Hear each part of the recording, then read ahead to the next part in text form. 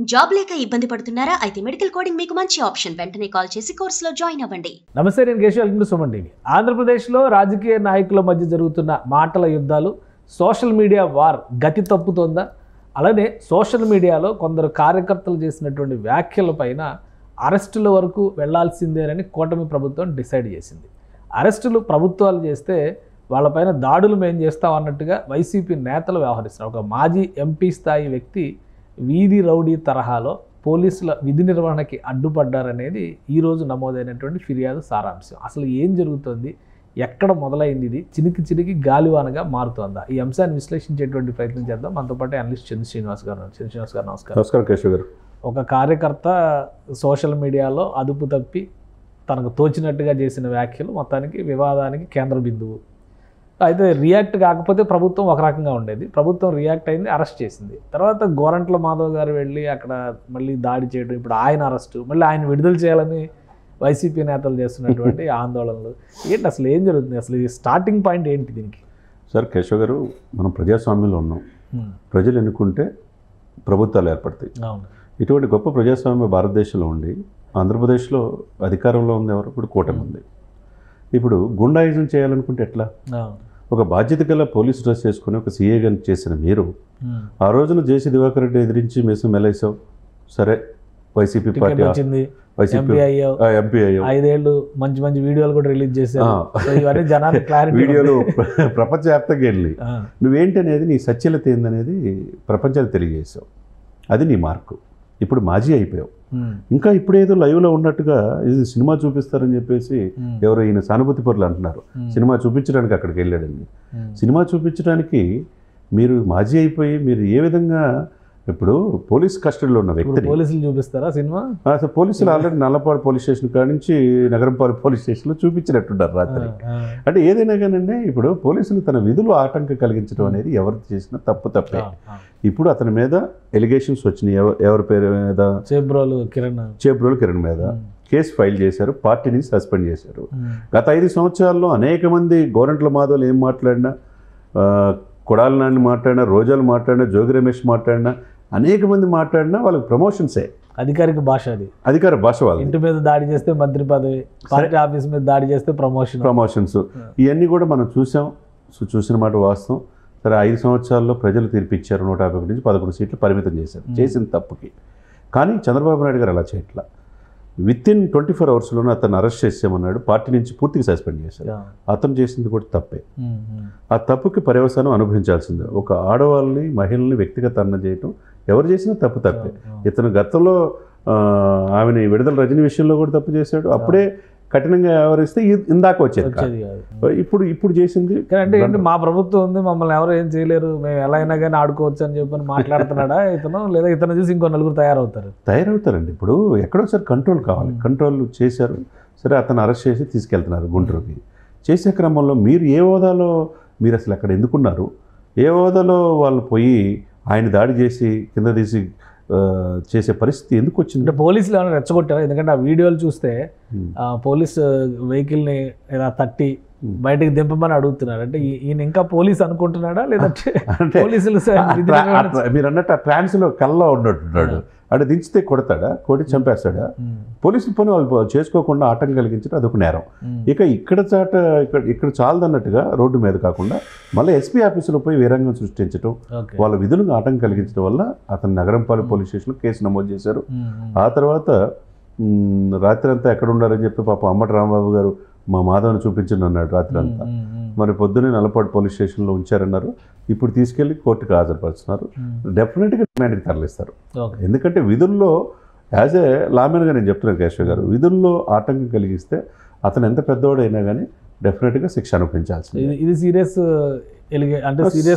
అవుతుంది. పోలీసులకి విధి నిర్వహణకి ఆటంకం కలిగింది. ప్రధానమైనటువంటి ఫిర్యాదులో భాగమైంది. అవును, ఆల్రెడీ ఈయన మీద 1-2 కేసుల మధ్య ఉన్నాయి.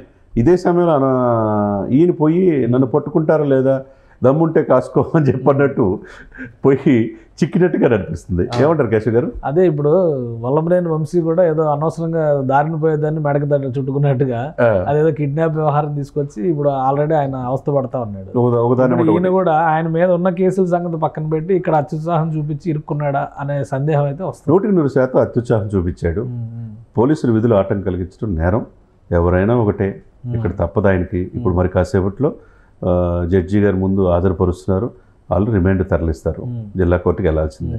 ఇకపోతే ఎవరైతే కిరణ్ ఉన్నాడో ఆయన చేసిన వ్యాఖ్యలకి ఆయన శిక్ష అనుభవించాల్సిందే. ఇది కరెక్ట్. ఒక విషయం, ఇప్పుడు జగన్మోహన్ రెడ్డి గారేమో గోరంట్ల మాధవ్ గారి న్యూడ్ వీడియోలు వచ్చినా కానీ ఏ చర్య తీసుకోవాలా.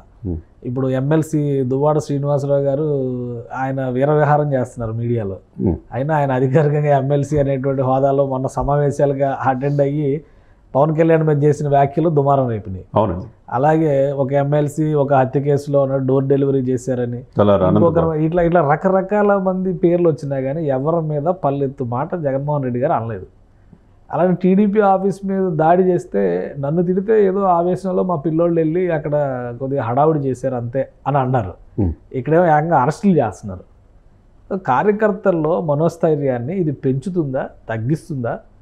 మంచి చెడు అనేది పక్కన పెట్టండి, ఇక రాజకీయాల్లో మంచి చెడు అనే దానికంటే కూడా ఎక్కువ ఆలోచిస్తుంది ఏంటంటే ఎవరు పై చేయి సాధిస్తారు, ఎవరు అవతల వాళ్ళని ఎక్కువ కార్నర్ చేస్తారు, అవతల వాళ్ళని ఎక్కువ ఇబ్బంది ఎవరు పెడతారు, దీని మీదే కదా రేటింగ్ నడుస్తుంది ఇప్పుడు. సో చంద్రబాబు నాయుడు గారు కూటమి ప్రభుత్వం అనుసరిస్తున్నటువంటి విధానం వలన కార్యకర్తల మనోస్థైర్యం దెబ్బతినేటువంటి ప్రమాదం ఉందా? అంటే కేశవ్ గారు, మీరు వాళ్ళు తప్పు చేశారు కదని చెప్పి వీళ్ళు తప్పు చేస్తే అది కరెక్ట్ కాదు. ప్రజాస్వామ్యంలో వాళ్ళు తప్పు చేశారు, మీరు అన్నట్టు ఒక కేసు కాదు, ఎక్కడో ఈ అన్నిటితో పాటు బాపట్లలో తన సిస్టర్ను వేధించొద్దు అన్నందుకు గడ్డి 14 సంవత్సరాల కుర్రాన్ని తగలబెట్టారు. ఇంతకంటే దారుణమా? దళితుడు డోర్ డెలివరీ చేసిన అనంతబాబుని ఊరేగించారు. 1000 మంది వచ్చి ఏదో ఆ రోజు ర్యాలీ చేసి ఊరేగించి బాణసంచ కాల్చారు. ఆయన వీ వాంట్ జస్టిస్ అని శాసనమండలిలో కనపడ్డాడు. మరి ఇటువంటి వ్యక్తులకి ఏ ఒక్కల మీద మీరు అన్నట్టు చర్య తీసుకోలేదు. మరి తీసుకున్నందుకే చివరికి నాయకుడితో సహా పవన్ కళ్యాణ్ గారిని కావచ్చు, చంద్రబాబు నాయుడు కావచ్చు, కన్నీళ్లతో అసెంబ్లీ నుంచి బయట పంపించారు. మరి అన్ని వాళ్ళ భార్యని, వాళ్ళ కోడలు అందరినీ కూడా బాడీ షేమింగ్ చేశారు. పిల్లల్ని కూడా వదిలిపెట్టలేదు, ఎవరిని వదిలిపెట్టలేదు. పవన్ కళ్యాణ్ గారు పిల్లల పైన కూడా దారుణమైన కామెంట్లు చేశారు. ఇవన్నీ చేసిన దానికి వాళ్ళు ఏంటంటే చాలా ఓర్పుగా వహించినట్టే. కాబట్టి ఈ సోషల్ సైకిల్గా భావించే వాళ్ళు ఆ రోజున విచ్చలవిడిగా చేశారు. వర రవీంద్ర రెడ్డి కావచ్చు, బోరగడ్డ అనిల్ కావచ్చు, రఘురామకృష్ణరాజు గారు అంటున్నారు. ఆయనకి సాక్షిగా చెప్పెట్టింది ఎవరంటే బోరగడ్డ అనిల్ అంట. ఆయన ఎటువంటి వ్యక్తి, ఇప్పుడు అతన్ని కొట్టి అనేక రకాలు చేసి చివరికి ప్రభావితమే నాకు గుర్తులేదంట. సరే, ఇటువంటి అరాచకాలు చేసి ఎంపీని సాక్షాత్తు ఒళ్ళంతా ఓనం చేసి ఓపెన్ హార్ట్ సర్జరీ చేసుకున్న వదిలిన పెట్టిన వాళ్ళు ఆ రోజు అచ్చెన్నాయుడు ఏం చేశారో మనకు తెలుసు. 14 గంటలు ఆయన తీసుకెళ్ళి మొదలు ఆపరేషన్ జరిగిందని వదిలిపెట్టాల. సరే, ఆ రోజు చేసిన తప్పే సార్. ఈరోజు వీళ్ళు కూడా అలాగా ఉండాలంటే వీళ్ళు అలా చేయగలిగితే మొదటి 1 monthలోనే చేసేవాళ్ళు. రెడ్ బుక్ ఓపెన్ మొదటి 1 monthలో అయింది, అప్పుడే మొదలు పెట్టారు. ఇప్పుడు వీళ్ళు ఏంది, సాక్ష్యాలు ఉంటే విపులంగా పరిశీలించి ఎంక్వైరీ చేసి పక్కా దొరికితే కనుక ఫిక్స్ చేస్తున్నారు. ఆ దాంట్లో భాగంగా బోరగడ్డ అనిల్ అయినా, నందిగం సురేష్ అయినా, పోసాని కృష్ణమూర్తి అయినా వీళ్ళెవరు అతిథులేం కాదు. ఇక్కడ రేపు మాపు చట్టాన్ని లెక్క చూసి దానికి తూకం వేసి పర్ఫెక్ట్గా ఉన్నప్పుడు ఇప్పుడు ఈయన పరిస్థితి ఏంటి, అసలు వస్తాడా బయటికి, మళ్ళీ రిమాండ్కి వెళ్ళేటువంటి అవకాశాలు ఉంటాయి? ఎవరైనా మాధవ్ అనవసరంగా పోయి గెలుక్కున్నాడు, ఇరుక్కున్నాడు. దీంట్లో కేసులో అరెస్ట్ అయ్యాడు కాబట్టి మళ్ళీ పీటీ వారెంట్ లేసి మిగతా కేసులు నెక్స్ట్ వస్తాయి కదా, పోసానిలాగా వస్తాయి కదా. అవసరంలాగా తప్పకుండా రావాల్సిందే. మిగతా కేసులు అనవసరంగా ఏంటంటే ఇప్పుడు కొద్దిగా లేట్ అయ్యేకుంది, ఈయన ఏంటంటే నన్ను అరెస్ట్ చేస్తారా లేదన్నట్టు వెళ్ళినట్టుంది. అంటే అరెస్ట్ చేసుకోవాలంటే దమ్ముంటే కాసుకో షెకావత్ అన్నట్టుగా ఆ సినిమాలో పాప చూసినట్టున్నాడు. సినిమాలో లాగా నిజ జీవితంలో నన్ను ఎవడేం చేయలేరు, నేను ఇంకా పోలీసులనే ఆ భావంతో వెళ్ళినట్టున్నాడు. కాబట్టి అక్కడ వదిలిపెట్టి ఉండొచ్చు. కానీ ఇక్కడ రాయలసీమలో ఇష్టం వచ్చినట్టు చేయటం కాదు. ఇక్కడ కోస్తాలో వచ్చి ఇక్కడికి వచ్చి గుంటూరు వచ్చి నగర నడివొడ్డున ఆయన ఏదో చేద్దాం అనుకున్నప్పుడు అది కరెక్ట్ కాదు కదా. ఎస్పీ ఆఫీసులో కూడా వెళ్ళటం 2 తప్పులు. ఈ తప్పు మీద తప్పుడు బహిరంగ ప్రజలు ఉన్న వాళ్ళకి ఆటంకం కలిగించడం, అక్కడ ప్రభుత్వ కార్యాలయాల దగ్గర ఎస్పీ ఆఫీసులో ఇది తప్పు. అంటే ఇక సార్ ఇది ఆటవిక రాజ్యం కాదు సార్. ఈ రోజు గవర్నమెంట్ మాది చేసిన తప్పుడు ఇంకొకరు చేస్తారు, అది చేయకుండా ఉండాలంటే ఎవరైనా ఒకటే. గవర్నమెంట్ మాది ఇప్పుడు రిమాండ్ తరలిస్తారు. ఇక మీరు అన్నట్టు జైల్లో ఉన్న తర్వాత ఇంకో కేసులు కంటిన్యూ అవుతుంది. డెఫినెట్లీ పోసాని కృష్ణమూర్తి ఈ కోర్టు, ఆ కోర్టు, ఆ స్టేషన్, ఈ స్టేషన్ తిరగాల్సిన పరిస్థితి. రియలైజేషన్ కావాలి కదా సార్. రియలైజేషన్ కావాలంటే సో అందులో అయినా జ్ఞానోదయం ప్రసాదించాలని కోరుకోవాలి మనం కోరుకోవాలి అంతే. తప్పు చేస్తే ఎవరైనా ఒకటే. థ్యాంక్ యూ చంద్ర శ్రీనివాస్ గారు. ఇది ఆంధ్రప్రదేశ్లో రాజకీయంగా జరుగుతున్నటువంటి పరిణామాలు కొన్ని ఆసక్తికరంగా మారిపోతున్నాయి. గోరంట్ల మాధవ్ కూడా ఇప్పుడు దమ్ముంటే పట్టుకోండి అన్నట్టుగా వెళ్ళి పోలీసుల చేతికి చిక్కిన పరిస్థితి. అలానే ఈ కేసు తర్వాత ఆయన పైన పెండింగ్లో ఉన్న కేసుల లిస్టును కూడా వరుసగా అమలు చేయడానికి అవకాశం ఉంటుంది కాబట్టి కొద్ది రోజుల పాటు జైల్లో ఉండగా తప్పని పరిస్థితి కనిపిస్తుందని చంద్ర శ్రీనివాస్ గారు విశ్లేషిస్తున్నారు. ఇది special discussion. Keep watching. Suman టీవీలో మీ పర్సనల్ అండ్ బిజినెస్ ప్రమోషన్స్ కోసం కింది నెంబర్కి కాంటాక్ట్ చేయండి.